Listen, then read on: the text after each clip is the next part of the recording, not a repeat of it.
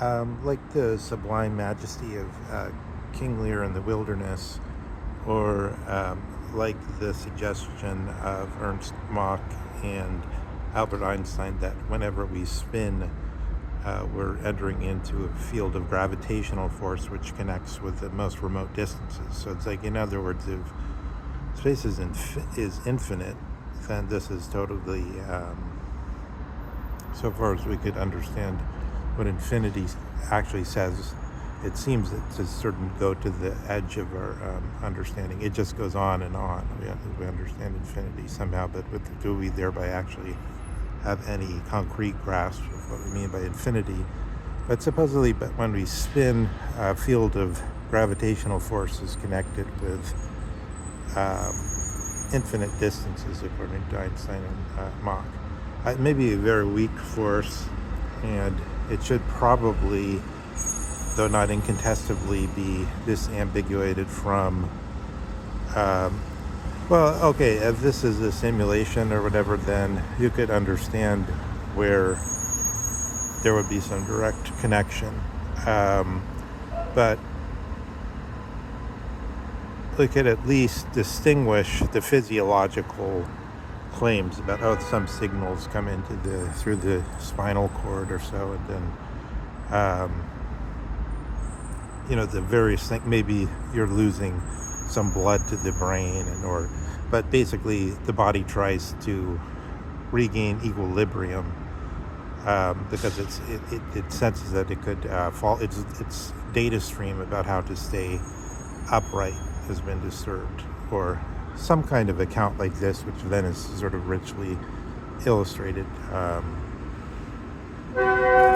in the actual spinal cord and brain sections involved.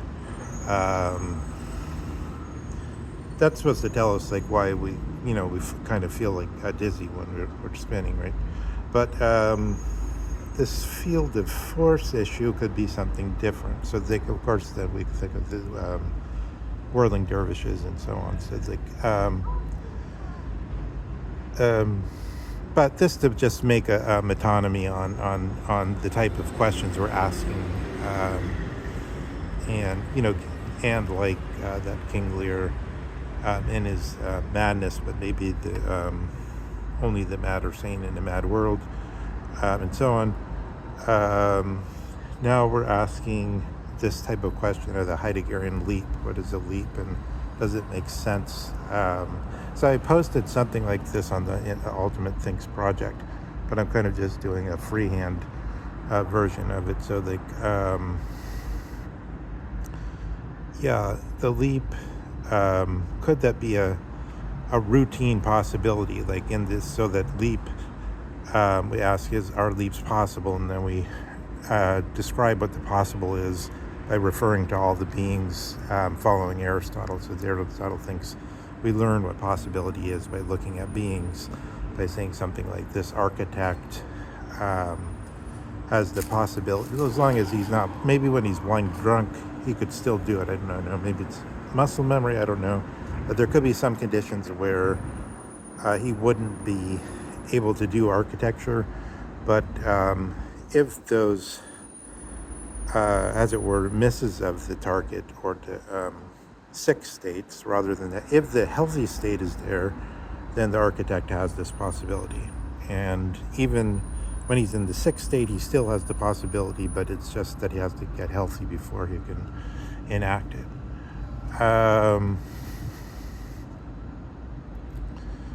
If possibility means something like this, something that we've understood out of regular examples, and which have to do with regular occurrences, as distinguished from the creatio ex nihilo, which the Christians brought in, because Aristotle didn't believe in creation ex nihilo.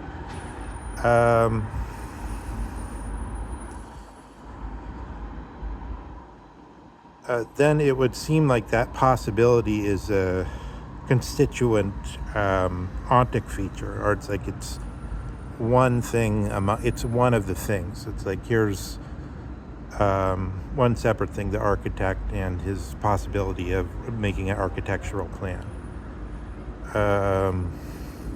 But how could the possibility of a so-called leap, which is, the leap means something like absolute total change of the orientation of our existence, something, a leap out of not just something like like from one constitution to another or something like that. New 1776 or something like that. It's not just a leap of, in this sort of Hegelian Geist sense of having to finally come to the absolute law. Hegel thought the absolute law was that you collapse the three estates or whatever corresponds to them in the other countries. During Hegel's time, they used the term Aufhebung, by the way, to describe the process of ending serfdom in Prussia. And so, of course, Hegel was impressed by that. The idea of Aufhebung is to be raised up and destroyed.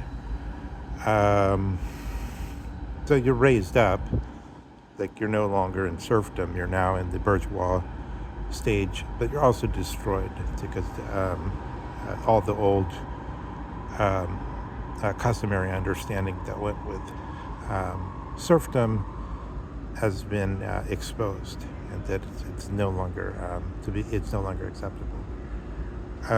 You're raised up to the next stage, but you're also destroyed, Aufhebung. So the leap is supposed to be something, as it were, more radical than even this type of change. But so, one, it seems like asking if the leap is a possibility sort of highlights in asking what a possibility is, and if there's really makes sense to say as a routine we have a possibility to make a leap, because we couldn't actually, it would seem like we couldn't actually know about that, because if we had made a leap, then we wouldn't have any, as it were, tethering to the old. I mean, then we would still be somehow connected to the old state, to the old, as it were, customary way of thinking, or common sense.